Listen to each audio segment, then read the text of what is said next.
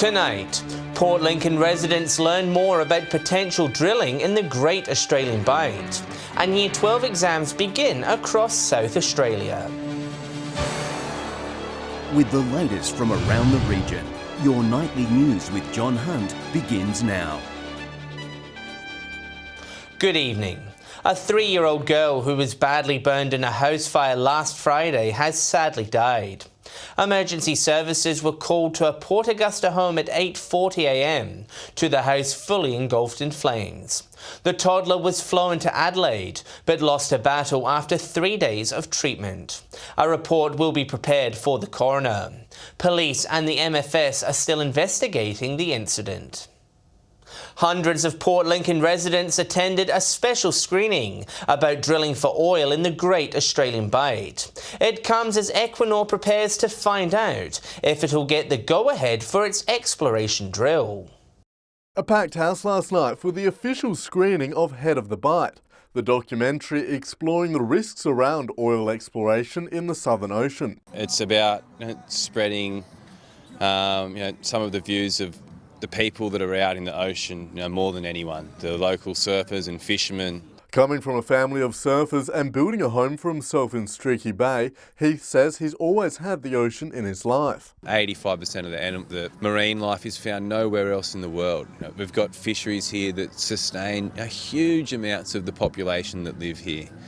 The ocean's something that just gives us so much on a daily basis here. Earlier this year, Heath flew to the other side of the world to meet with locals and have his voice heard by energy company Equinor. Their persistence and strength of voice from the surfers and the fishermen and just the local community in general was super inspiring. Adelaide traveller Kay Moncrief, affectionately known as the Green Nomad, has travelled across Australia to raise awareness around drilling in the Bight. North, east and west of South Australia, people don't know about this issue. They're shocked. The national regulator NOPSEMA will decide next week whether Equinor will be allowed to begin exploration. Nathan Richter, 7 Spencer Gulf News. A Port Augusta woman has been remanded in custody after the alleged murder of a man last week. The 34-year-old appeared in the Port Augusta Magistrates Court via video link. Lawyers representing her made no application for bail during the hearing. She'll next appear in court in February. York Peninsula police were busy over the weekend with 5 cars impounded. 2 men and 2 women ranging from 26 to 35 years of age were reported for numerous offences, including drug driving, driving whilst disqualified and driving unregistered. Meanwhile, a 40-year-old man was also reported for leading police on a pursuit and carrying an offensive weapon. Police say they're disappointed with the amount of drivers putting themselves and others at risk. Year 12 exams are officially underway, with 3,000 sitting biology this morning. Port Pirie students say they're excited to be nearing the end, with graduation just a month away. 13 years of schooling comes down to the next 3 weeks. Year 12s in Port Pirie began their final assessments this morning. So I've got math methods on Tuesday, and then next week I've got physics and psychology. I think only having one exam has helped, so I've been able to revise a lot for that, focus on that and then work on the other assessments throughout the year, so yeah. St Mark's principal says teachers and students have been preparing all year. To complete a SACE, it's not all about those exams, it's partly about the exams. And so the teachers have been working on building knowledge, skills. With their dictionaries and pens prepared, students say they're ready for the challenge. We've been revising for a while, so it's nerve-wracking because they're 30% of our grade, it's clearly important, but I also think that I'm prepared, so I'm just trying to stay calm. The future is looking bright as they start to take the next steps in their lives. I'm moving to Adelaide to go to university. I want to try and study law at UniSA, so yeah, hopefully I can get in. I'm going to take a gap year from studies, and I'm actually going to go over to America with the company Au Pair and nanny for a family for 12 months. And some advice for the class of 2020. Don't get caught up in it. It's a great year and it gets over so quickly, so you work hard and achieve your goals and you'll love it. Shari Hams, 7 Spencer Gulf News. Representatives from the No Dump Alliance have visited Port Lincoln. They spoke about the proposed nuclear waste facility in Kimber, weeks out from the closure of community feedback.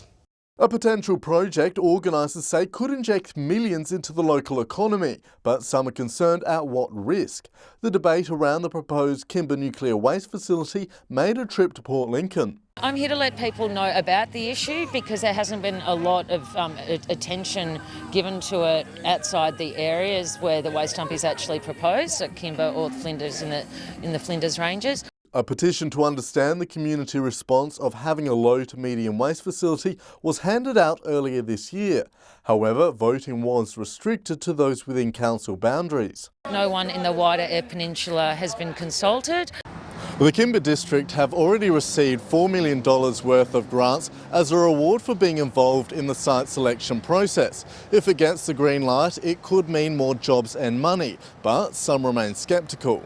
If the jobs that are associated with the site, if the 45 are in fact real, which they do seem inflated, is that going to take away from other jobs and people won't be able to get casual labour for their farms when they're harvesting? The government is open for community feedback till early December, with an outcome not expected until the new year. Nathan Rector, 7 Spencer Golf News. Still to come tonight, Broken Hill hosts its annual film festival, and Port Pirie students learn more about Australia's war history.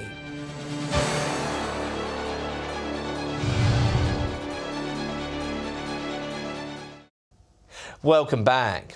Perfect Lake Film Festival organisers have declared this year's event a success. The Saturday screening of short films in Sturt Park, the major highlight of the weekend. The perfect night for the perfect light. We were really happy with the outcome and we look forward to more of the same. And you know what they say, if it ain't broke, don't fix it. The 2019 Perfect Light Film Festival got underway Friday evening with the screening of 2 documentaries, When the River Runs Dry and Susie Q. The rain clouds cleared on Saturday night, paving the way for a beautiful evening in Sturt Park. We did bring the rain, as we do every year, but we managed to keep it away from the festival, which was a great outcome. Over a dozen short films were shown, with the big crowd enjoying all of the different genres. The overall experience has been great. The local people have embraced this beautifully. Local filmmaker Jason King took out second prize with his movie Flawed. Pub Talk by Jake Taylor was judged the best of all. To actually receive an award on the night in that field was really humbling. There were some really amazing films. On Sunday, budding filmmakers of all ages and skill levels took part in a robust workshop. Industry leaders gave those in attendance a thorough insight into the world of movie production, from creating an idea and acting tips to putting it up on the big screen. That's where the industry's heading. It's changing. It's changing, it's transforming. And, I'm just proud of these guys that have done their own thing. Organisers are encouraging locals to start thinking about a film project for next year's festival. Patrick Reinke, 7 Spencer Gulf News. Broken Hill police are investigating an alleged robbery in the city's north. Officers say about 7:30 Sunday morning, a man robbed a deli on McCulloch Street. It's alleged he also punched a 55-year-old woman working at the store before fleeing with cash. He's described as being in his early 20s and of Aboriginal Torres Strait Islander appearance. Police say a blue vehicle was seen driving away along McGowan Street a short time after. Anyone with information is asked to contact Crime Stoppers. Whyala's new sea rescue vessel is operational, with a commissioning ceremony held over the weekend. The $500,000 boat was designed specifically for Spencer Gulf waters. Whyala is embracing the new sea rescue vessel. Osprey was commissioned over the weekend after 18 months of construction. Just days into operation, the boat has already attended 4 jobs. It's a Pacific-built search and rescue vessel. She'll handle any type of waters that this Gulf will throw at her. The boat was made entirely in South Australia. Volunteers say it's important they help support local shipbuilders. It keeps the money and the funding within South Australia, but allows us to visit the boat builder and work with them to make sure that we're continually providing the best possible package for the volunteers. The $500,000 boat was bankrolled via community donations, fundraising and the state emergency levy. For the government to contribute what is really a community package with contributions from the Sea Rescue Squadron, some local businesses and also through fundraising. Mr. Wright says it's a reward for volunteers who spend hours on the waters each week in order to keep people safe. A really great outcome for the volunteers and recognition of the time that they give to their community. And it's not the only new boat for the region, with vessels currently being built for Port Vincent and Port Pirie. Laura Milovanovic, 7 Spencer Gulf News. With Remembrance Day a week away, the region's RSLs are preparing the tributes. Students from Pirie West Primary School also getting involved, making poppies for their local museum. It's just 1 week until November the 11th, a very important day in Australia's history.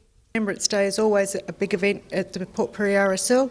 We have our poppies on display hanging out from the front of the museum. These students are helping to prepare for the day, bringing craft poppies to decorate the local museum. I've had the privilege to bring 4 of our students the poppies that we've been making at school, and that's for Remembrance Day, to deliver them to the RSL. Teachers and students say it's important to learn and reflect on Australia's history. Yes, they actually did ask us what it was for and what it was about, and we explained to them that it was for the soldiers who died at war. So it's really important that students understand about Remembrance Day so that they respect the people that have given them the lovely freedom that they have today. Touring the museum, students learned about Australia's war effort. RSL members say they look forward to the students coming. We invite all the schools from Port Pirie, and we've had response from most of them, and we just appreciate it every year, the support we get from the kids, and it teaches them something as well. And the Port Pirie community is invited to help pay tribute on Monday. Anyone can attend the ceremony, the more the better, and come back afterwards and enjoy the museum with everyone that's here. Shari Hams, 7 Spencer Gulf News. Stay with us after the break. We take a look at the weekend's cricket action. And Britt will have the latest weather forecast.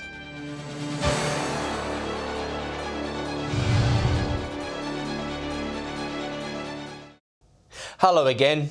Port Augusta's Cultural Centre is hosting a South Australian first exhibition.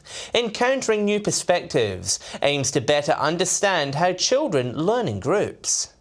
The power of childhood group learning has been made visible in Port Augusta.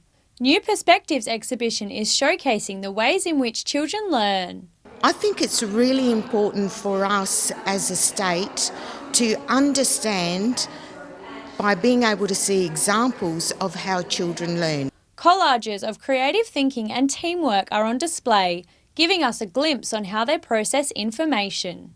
You'll see example of children's thinking, of children working in a group, of their amazing literacy and numeracy ability. 4 kindergartens took part, giving researchers a closer look into their knowledge and curiosity. Often we think of them as cute or adorable. In fact, they are researchers, they are thinkers themselves. Organisers say it's helping change the way we teach and interact with children. We'll understand a little bit more about how you can have young children learn really, really complex things and ask complex questions. Many of the tasks allowing the children to explore their surroundings. I think the kids will enjoy spending more time outdoors. The exhibition runs until November 22nd. Laura Milovanovic, 7 Spencer Gulf News. Turning to cricket now, and Tasman have flexed their muscle in Port Lincoln over the weekend, proving too strong for Lincoln South. Here's Patrick Ranke with the weekend wrap. Tasman's first innings total of 155 was too much for Lincoln South to chase in their Saturday fixture at Centenary Oval. Peter Brown and Andrew Frick put on a 91-run partnership for Tasman before the first wicket fell. Brown gone for 24, soon after Frick was trapped in front on 58. Lincoln South gave up 37 extras during the 20 overs, including 21 wides. The last ball of the innings saw this sneaky run out from Brodie Druitt. Needing 156 for victory, Lincoln South faced an uphill battle, losing a wicket in the first over. The last 5 wickets of the game fell with just 7 runs being scored, Tasman cruising to an easy win. In the other game, Southern Air defeated Charlton and Todd River beat Waybacks by 3 wickets. Just the one game in Port Pirie due to rain, Port Germain having no problem against Southport. Central had 2 overs to spare in their win over South in Whyalla. Josh Ackland top scoring with 55. In Port Augusta, after bowling South out for just 74, West could only muster 42. And lastly, in the northern areas, Borough got a win, Ballaley Mananeri played a classic against Orroroo, and Wilmington Melrose fell short. 71 runs to Matt Hagger also saw Bundalia smash Boolaroo Wallawi. Hagger has now scored 216 runs from his last 2 games. I'll be back tomorrow with the other local sport results. And with a look at the weather, here's Britt. Thanks, John, and good evening. It's been a mostly fine day with a couple of showers about. Port Augusta reached 23 degrees today, Broken Hill 22, Whyalla and Port Pirie both 21, Adelaide 19, Port Lincoln 17. From the satellite we can see cloud generating showers which will gradually ease tonight. To tomorrow, on the waters, northerly winds tending northwesterly at 10 to 15 knots with seas around 2 metres. And we can expect mostly sunny conditions about the region, Port Augusta and Woodner looking at tops of 27 degrees, Whyalla 26, Corn, Port Pirie and Cleve 25, Broken Hill and Kadina 23, Clare 22, Adelaide 21, Port Lincoln 20, Coffin Bay 19.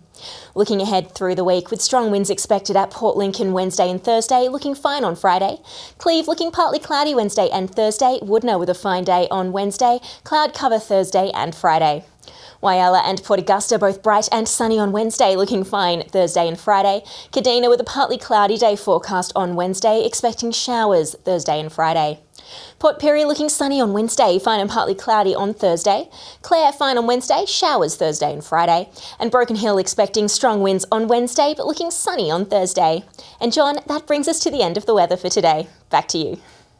Thanks, Britt. And that's the local news this Monday evening. Thanks so much for joining us.